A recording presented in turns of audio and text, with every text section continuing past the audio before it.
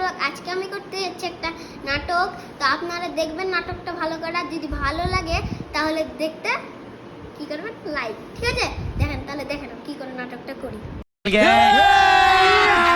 अभी मजा आएगा ना भिड़ो। কই গো মমতাজ, কোনখানে গেল গো?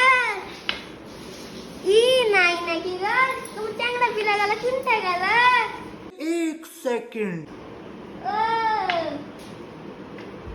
এখানে আছে, তার মানে মনে হচ্ছে ঘড়িতে ফের কটা বাজে।